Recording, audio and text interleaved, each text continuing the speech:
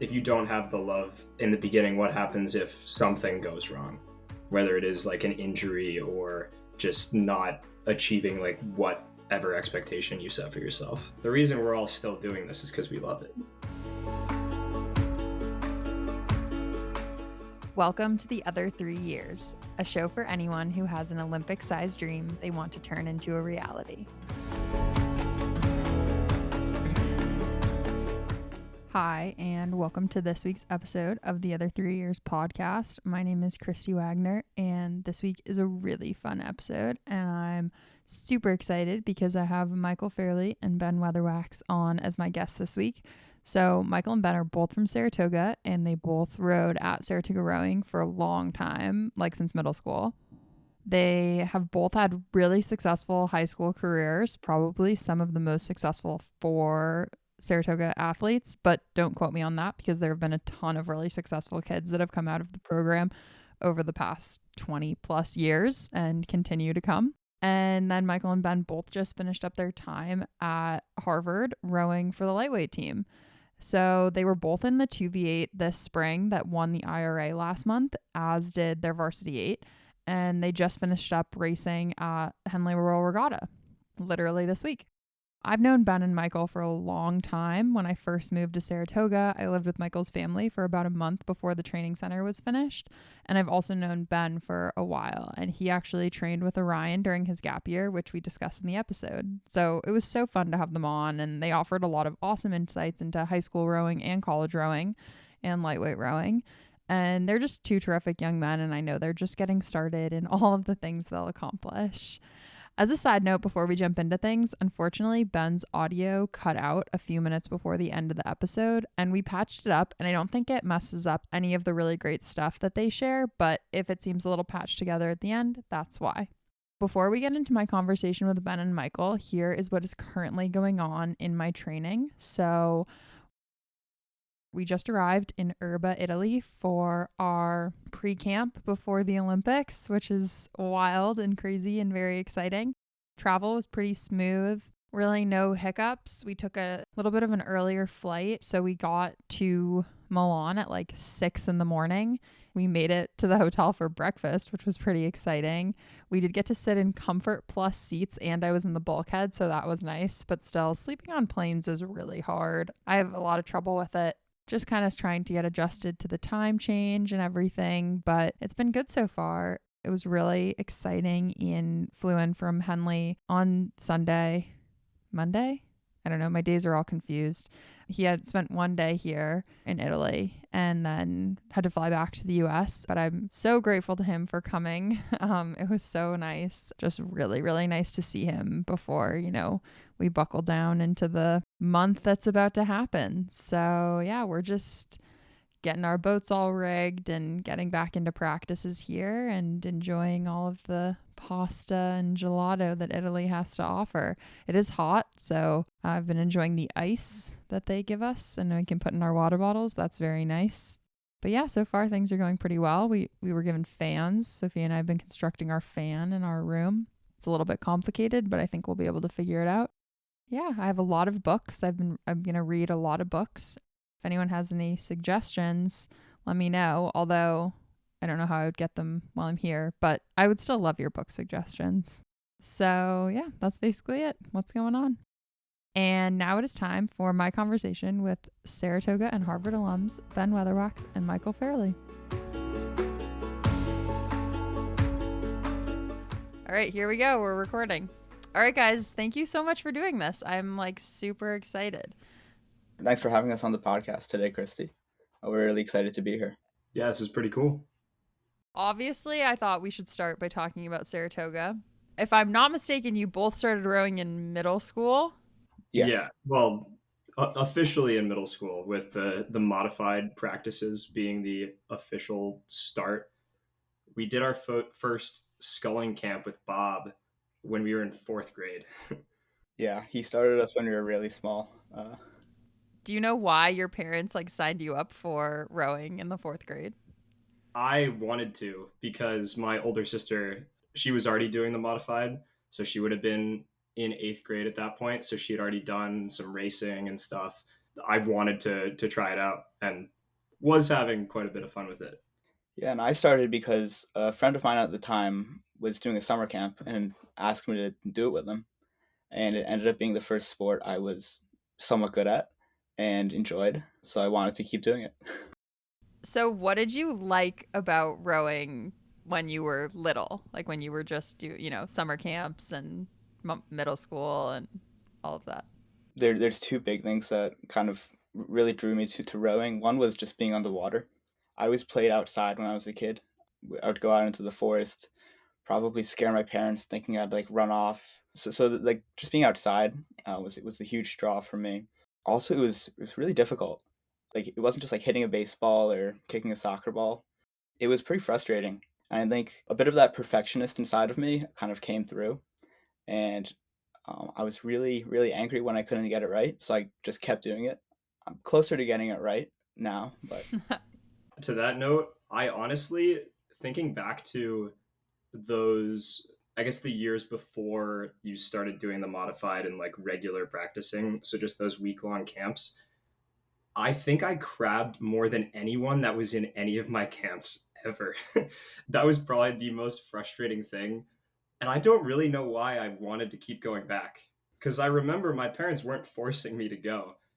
But eventually I just stopped crabbing and it was fine. But I remember that those initial like couple of years, those first summers being really frustrating. But something about it like kept me coming back.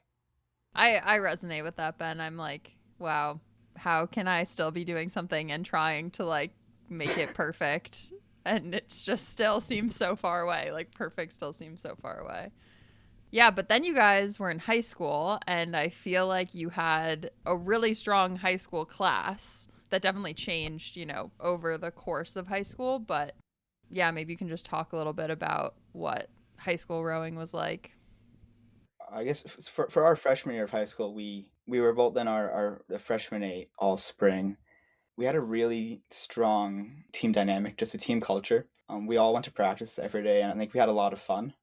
And I think Chris Chase, our coach, played a big role in that, keeping it fun, but also pushing us to kind of get better every day. I think we really embodied that as a team, and that was kind of the start of a pretty strong high school career for both of us. Yeah, I guess to add to that, I've been doing a lot of reflecting over the past week or so since officially ending my college career, I guess. Not quite because we do have Henley coming up, but this was the real official end. And I think it was that time, our freshman year, that I fell in love with the sport. And I think to Ben's point, that was basically all Chris Chase.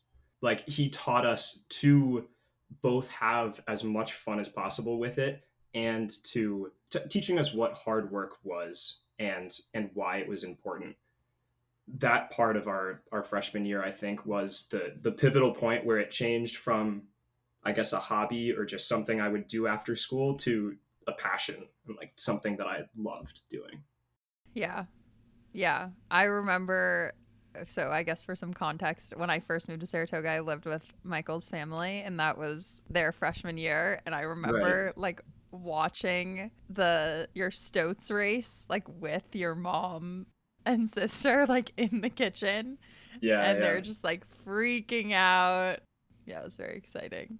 That was an awesome race. That was, I It mean, because we had a tougher race at Scholastic Nationals just after that. That was like the peak of that spring. So it was a lot of fun. Yeah. And then I feel like you guys were both like very committed to rowing all through high school and super successful high school rowing careers. Did you kind of think that winning youth nationals was something that was gonna happen? Is that the trajectory you saw yourself on? The thing was at that point, freshman and sophomore year too, honestly, youth nationals was not on SRA's radar very much. It was Scholastic Nationals as the thing, and then maybe Club Nationals as a further summer rowing thing. But for those first 2 years before we did end up going to youth nationals, I wasn't really thinking about it. It did seem like a very elevated thing that we just weren't at. It didn't seem like our team was good enough, even though we found out that we definitely were. So that was pretty interesting, I guess. Yeah, I had a little taste of it freshman year since I was pulled up for the varsity lightweight eight in the kind of that last 2 weeks before the race, and we finished I think fifth place in the B final, and we were all super excited about that. And kind of looking at the guys who were winning youth nationals back then, they kind of seemed like almost like gods. I feel like that's kind of how I thought of them. It kind of gave me a lot of motivation to keep going back and trying to get to that level. But then you eventually did. We did eventually get there. So I guess I'll back up a little bit. So we came in second at Scholastic Nationals in that freshman eight. That one hurt a lot since we had beat the team Winter Park at Stotesbury 2 weeks before. And then so the next 2 years after that, I came in second place again and again. And then junior year, came in second place at youth nationals. And all those silver medals really, really burned. And I wasn't really okay with it. And going to practice every day, we were having a lot of fun. I was with my best friends, and I don't know if winning ever really crossed my mind as like a reality, but I knew it was something I wanted. And every day I would kind of ask myself if I was going to be okay with a silver medal again, and that's kind of how I would get through practice. And it turned out I didn't get any more silver medals. Yeah, I would say that senior year, we were definitely not going into youth nationals expecting anything. We were in the Cox for our senior year. After the time trial, we came in and we got third or second? We were up there. I don't remember exactly. At best third probably, and we were over the moon. We were like ready to be done, like for thunderstorms to cancel the races, and we would have been happy. Like it was not on our radar that we were going to be winning, especially just because of other results earlier in the season. So that race, getting to turn around those silver medals was incredible, and not something that I saw myself doing in prior years. And Ben, you also won Scholastic Nationals senior year, so We did win Scholastic Nationals. Michael and I won in the double. Yeah, that was a fun race. It was a fun race. I think we won by like 10 seconds or something. Yeah, it was a good one to end our scholastic career on. you guys had pretty different college recruitment journeys, which I think is like good for people. I know there's a lot of like high school and younger athletes that listen to the podcast. So maybe if you could just share a little bit about like each of your experiences with that. I think it's good for people to hear that there's like not one way to do things. Right. I guess a really good thing is that both Ben and I are examples of having terrible ergs relative to other people getting recruited and still getting to go to these top schools and having a lot of success once you've gotten there. So I think I was 635 in my junior year, and throughout that junior year I didn't really have recruiting on my mind that much. Uh, it's kind of a joke in the recruiting world of the time that Bill Manning reached out to everybody and would write handwritten letters to like everybody under 7 minutes. Like that's probably an exaggeration, but for that reason, Princeton lightweights was the main team. Was the main team like in my radar, I guess.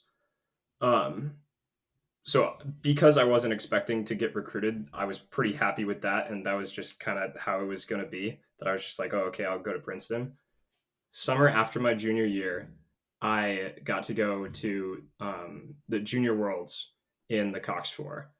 So that was the big thing that set me apart when I didn't have much else going for me at the time, other than I did win the double at youth nationals that spring.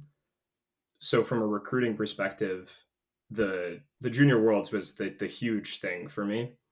And at one of the guys in my boat, Henry Ballou, was already recruited to Harvard. He was a year older than me, so he was about to go in for his freshman year, and he essentially got Harvard on my radar. had me talk to the coaches, and then it just kind of went from there. Yes, I definitely took a very non-conventional path to college, which I think it worked out for the best for me. My junior year, I think I was at like a 646 2K. I reached out to a few coaches, got a lot of automated responses from the questionnaires, and I was looking at the Naval Academy pretty heavily. My double partner at the time was going to go there. I visited the team, and they had a really strong bond. There were some really cool guys on the team there. But it was also the only coaches that had really responded to me and talked to me. That was junior year. Yeah, so then going to senior year was still mostly the Naval Academy, and I was still on like 645 2K, which is pretty much unrecruitable for any of the top programs. But then I got a text from my coach one day and said, call this guy. His name's Ian Accomando, and you should meet him. And so I got to talk. He's the Harvard Lights assistant coach. He seemed like a cool guy. So I was like, oh, you know what? Don't worry, Ben. Ian's been on the podcast many times. I know. We talked a little bit. I went to meet him at Head of the Charles that year. This was my senior year. I knew I wasn't going to be recruited there since they'd already filled all their recruiting spots. After I met a few guys on the team, and that was really where I wanted to go. I had this feeling when I met people there that it just felt right. I always go with my gut when I have that feeling. I took a gap year, and I was recruited over my gap year right after Michael and I won youth nationals, and we won the 4 in 2019. And you got to row. You got to row with us on your gap year. I did. So over my gap year, I had probably the best group of training partners ever. Some of the most committed athletes who were always like firing on all cylinders. And I was, I guess, 18 or 19 at the time. They were all like 24, 25 out of college, and very intimidating, but also very nice. They definitely pushed me to become a lot faster. Because if I didn't get faster, they would have all beaten me, and I would never hear the end of it. I have to tell one very quick story, Ben. I have no idea if you even remember this, but I remember it like so clearly. There was one day we were doing like 1Ks, and we would go in flights or whatever. It was like you, me, and Wheeler doing 1Ks, or maybe there were 500s. I don't really know. And we're going, and you like hit a buoy and flipped, and Wheeler just like in the middle is like, no, Ben.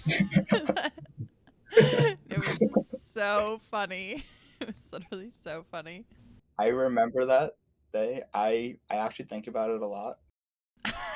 Because after I got back into the boat, Kat drove his launch over to me, just very nonchalantly said, Ben, watch out for the buoy.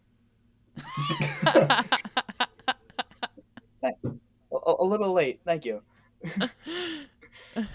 That was definitely a fun day. I think we all appreciated you being around. I feel like you brought fun and some chill vibes. Thank you. Which we needed. Were you guys both always going to row lightweight in college? Like, did you ever consider rowing on an open weight team? Well, when I was in 7th grade, I won the Mohawk Meltdown, which is the local erg competition. How did I know he'd bring this up? And I was also probably 165 pounds. I'm currently about 155 pounds. Freshman year of high school, I was like 140 pounds. So I was a big kid. I've only grown like an inch since then. But I thought I was like top dog. I was like, oh yeah, I'm the biggest guy here. I'm gonna go row for like the Cal heavyweights. I think this is when they were like doing really well too. Turns out I am a natural lightweight, and so about a year later, when I lost 25 pounds of fat, I thought probably lightweight rowing would be better. Yeah, I guess I am like on the heavier end of it, where I'm just like a little bit too small to be very good heavyweight, I guess. And I was also very slow on the erg. So my only hope to get recruited to one of the better programs was to go lightweight. And I did know that I would be able to, because I don't think I'd ever been above 167 pounds. And I guess for context, the max for men's lightweight is 160. However, the boat average has to be 155. So you don't necessarily need to be under 155, but I knew that I would be able to at least be close. I didn't think I'd have too much trouble doing it, so I wasn't really considering other heavyweight programs.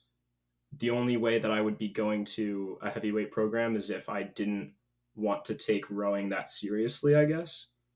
Which wasn't really on my radar. I just was kind of thinking about it in terms of what colleges to pick and for what reasons, things like that. Reasons that my parents would want me to take into account. So once you guys got to Harvard, kind of what was that experience like coming into a Division 1 rowing team? Like, did you feel prepared for that from high school? Was it like a big adjustment? I know obviously COVID played like a pretty big role in the beginning of both of your college experiences, but Well, I guess because mine was first, I started my college career a little earlier prior to COVID. So coming in the fall of 2019, I wouldn't say that I was nervous or that it felt intimidating because I do feel that I was prepared really well at Saratoga, and I was at this point finally getting that like big win, I guess, our senior year. I was really just like hungry for a lot more. So I was really excited coming in from the official visits and stuff. I knew that I loved the team. So I was really excited to get started. I guess I kind of came in with no hard expectations for myself. I didn't think like, oh, I would like if I wasn't in the top boat right away, I would be upset. I was going in without many expectations, and I think that was a good way to approach it, to just kind of do your best and see what happens and move on from there. And I think that first fall was just really, really fun. I think the adjustment with classes might have been a little hard just because the classes at Harvard are very difficult, especially the intro level classes. I was getting worse grades than I ever had in high school. The rowing was the big break from all that. So I was really just having a lot of fun with it and really enjoying being surrounded by a lot of other athletes that all wanted it as badly as I did. The team was a lot bigger back then than it is today. We had more than 5/8 worth of people, which is a lot for a lightweight team. Now we have like a little more than 3/8. So not everybody was like as committed, but it was still, we were surrounded by way more athletes who were committed to the same level that we were. And at Saratoga, just by nature of less guys and people prioritizing different things, you're surrounded by less of those types of people. So it was a really incredible opportunity that I felt really prepared for, I think, at that point. I definitely entered at a much different time. So I was a year after Michael, and so after he got sent home the year before, I went in, and it was just the freshman class on campus. So it was myself and two other American recruits. We had a few walk-ons, but we were all in singles. And so my gap year had actually trained me perfectly for that, since I was running a single every single day. So it turns out I was still really good at that. It was fun, but we weren't really training for anything specific. So the training load was much lower than I was used to than when I trained with Orion. And there wasn't much else going on, so I had a lot of time for classes. I actually had my best semester ever, freshman fall. And then the next year we came back full strength with the entire team. Yeah, I guess one thing I wanted to say that reminded me, I kind of switched spots with Ben in one sense because so after we got sent off campus, as Ben said, the freshmen were the only ones allowed to come back to campus, and we would have been fully remote on classes. So I decided to take the year off because I didn't think that that was worth it, especially from a rowing perspective. So I went back home and kind of fooled around and sometimes rode with the Orion, mostly just when you guys were doing like bridge to bridge pieces, which was so much fun. That was the main thing that got me through training alone that whole fall. The fall was the part that was a little easier to train through. I kind of fatigued after rowing alone every day, like rowing in the single or just erging alone every day. So it was like very hard to train through that winter, that following winter and spring. So it was a big reset for me, I guess, until we came back on campus that next fall. Yeah. Not to say that you guys were not successful in your early days of rowing in college, but I feel like it's no secret that the team has like improved significantly in the past couple of years. So, which I feel like is similar to your high school rowing experience of like the team getting faster over your time in high school. So, kind of what was it like being on a team maybe that wasn't having the like amount of success that it wanted to have, and maybe what were some of the changes, especially as you became like upperclassmen and leaders on the team, that you think added to the success that the team is like seeing now? Kind of a hard question. Yeah, I guess it is mostly because there were a lot of things that were going wrong that sophomore year. So 2022 spring was, and it's we don't need to sugarcoat it. It was basically the worst the program's done in almost all of its history.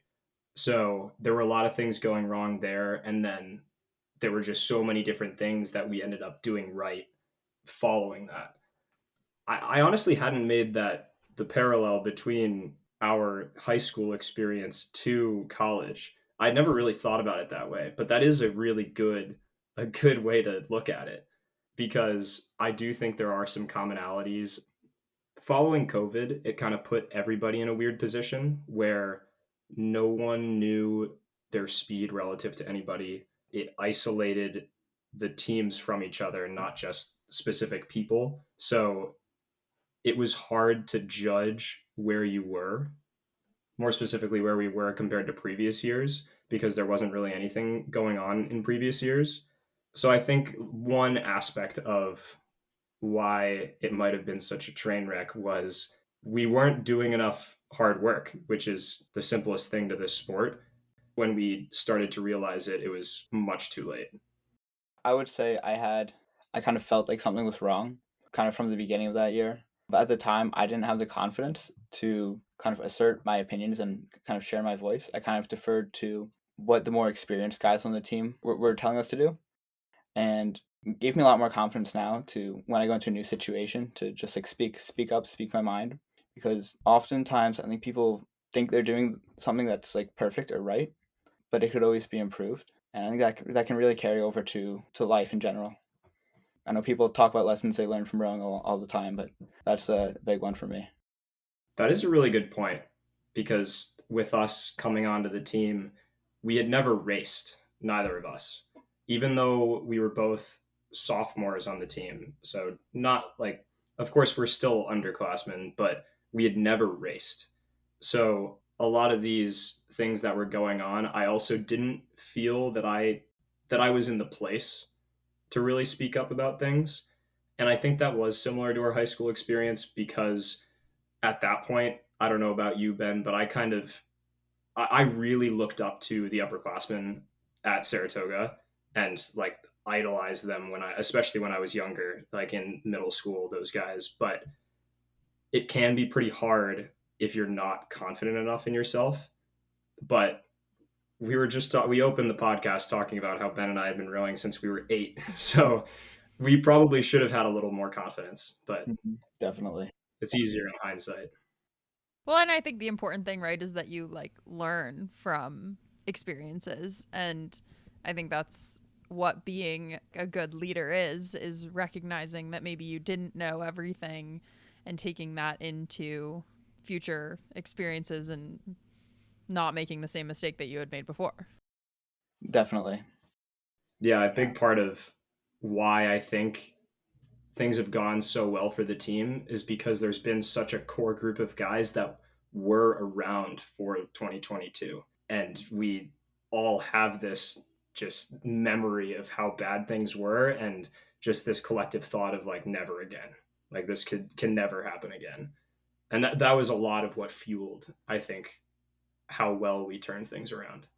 So obviously so exciting to win the IRA, and like you guys specifically, coming in second at sprints, right? Second. Yeah. To kind of turn that around in like a couple of weeks and then just really have like such a commanding IRA performance in the race for lanes and then like also the final. Can you talk a little bit about maybe like that race at sprints and then kind of coming off of that, did you feel like we're gonna improve for the IRA, and then kind of what the racing at the IRA was like? So I guess to start, we lost our first race of the season by like about 12 seconds to Cornell. It was ridiculous. It was sad. It was an embarrassing loss. I still like generally believe that we could win the IRA even after that, as crazy as that seems. Something we talk about is delusions of grandeur. If you don't have these like far out there goals and hopes, you're never going to come close to reaching them if you don't believe that you can.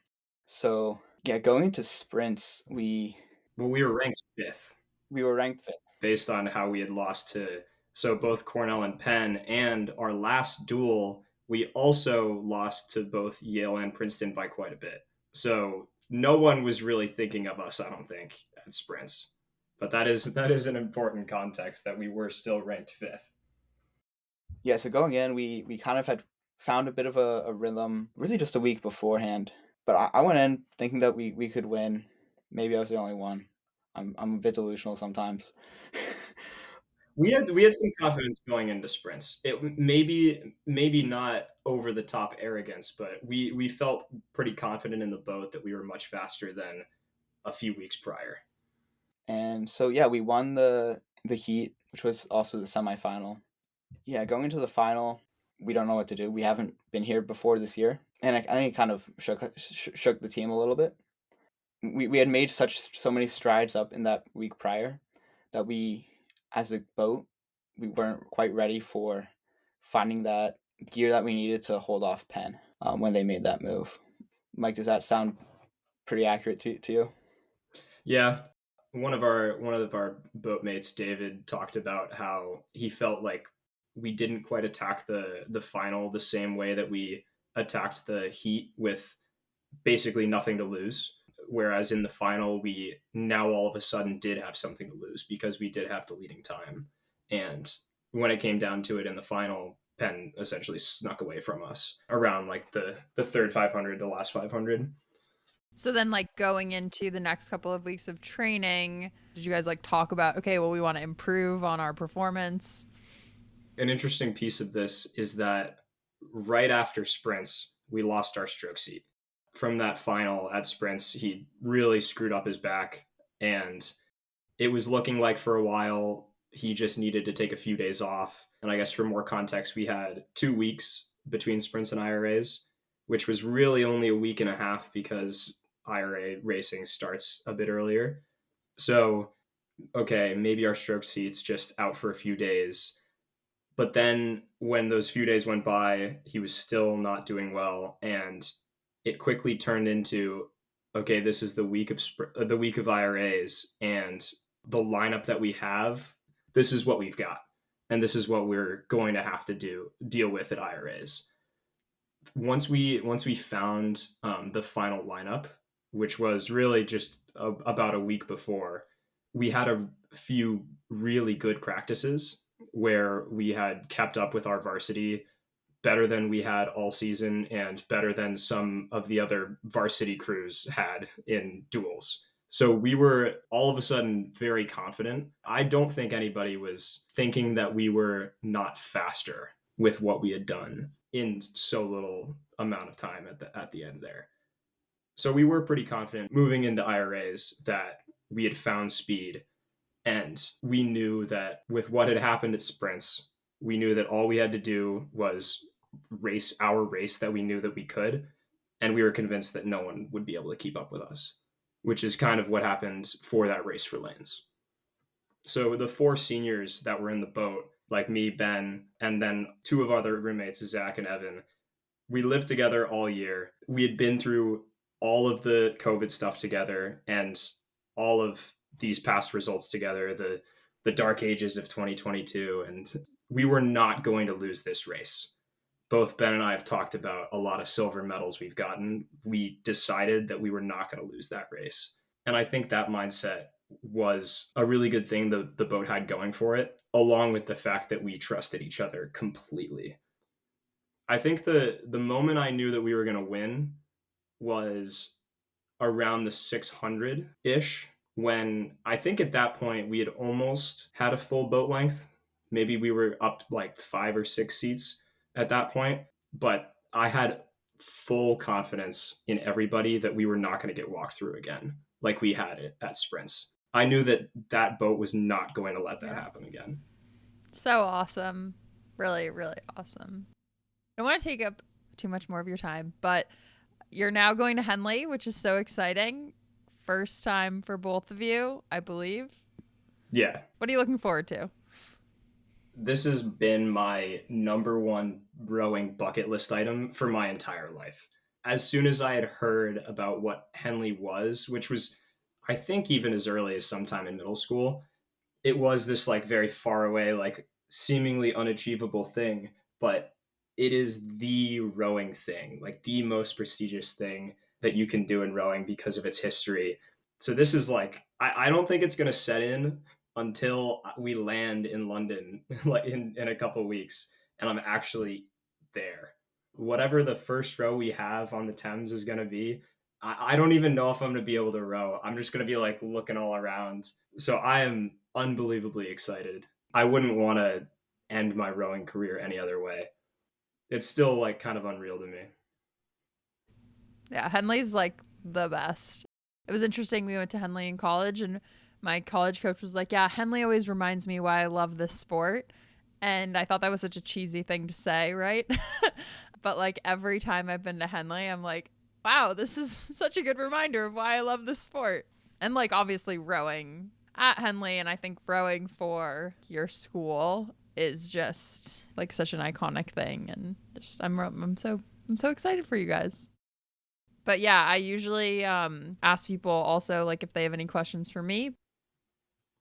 I guess one thing, I had a question that just as I've been thinking about, I talked earlier about how for me, my freshman year was kind of the point where I think I fell in love with the sport. And I was wondering like what that point was for you. Like when did you really decide that when did it shift over into like a passion kind of thing? That's a good question.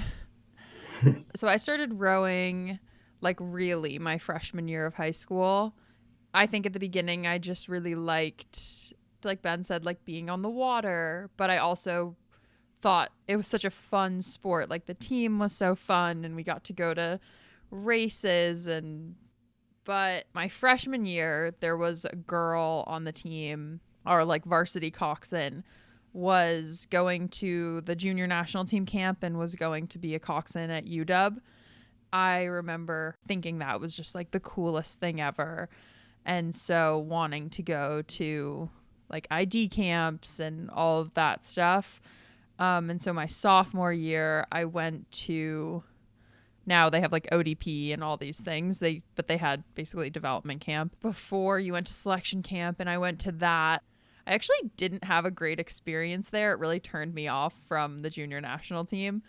But I think it showed me that I wanted to be competitive in the sport and that I realized like, oh, these people sort of like Ben was saying, these like gods, right? I considered these other people, right, to be crazy because I also rowed for my local high school team.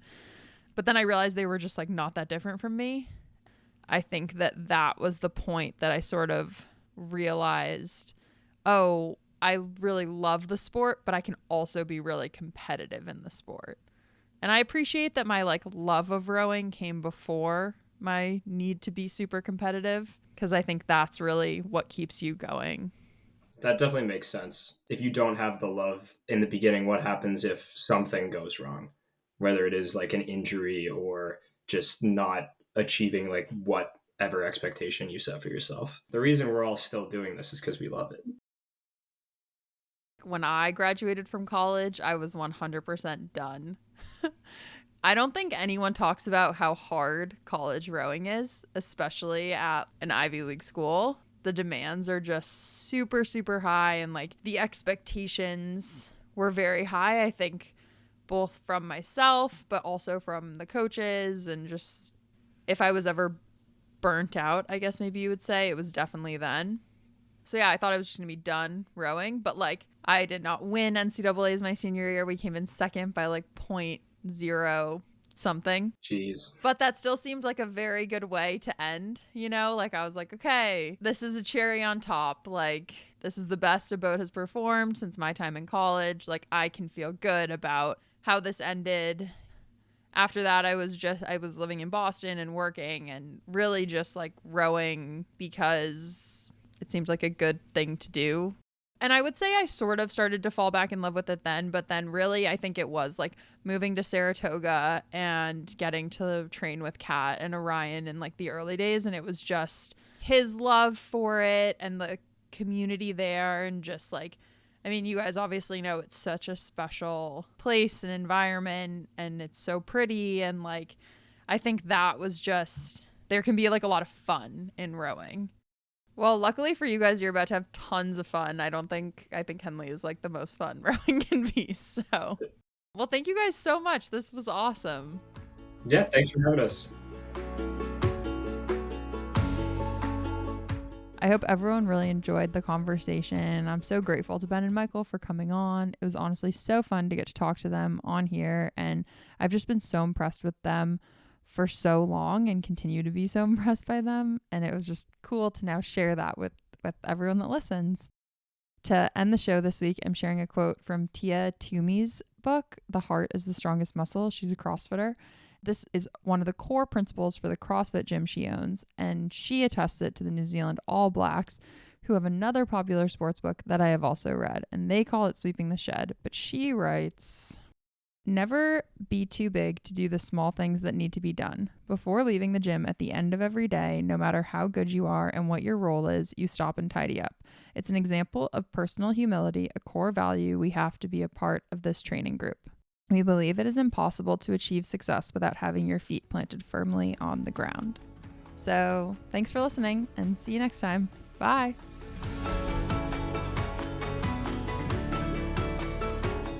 I'd love to hear from you, so send us a topic suggestion, or if you'd like to submit a question for our Ask Kristi Anything segment, head to our website, theother3years.com. Thank you for listening to this episode of the Other 3 Years podcast, part of the Bright Sided Network.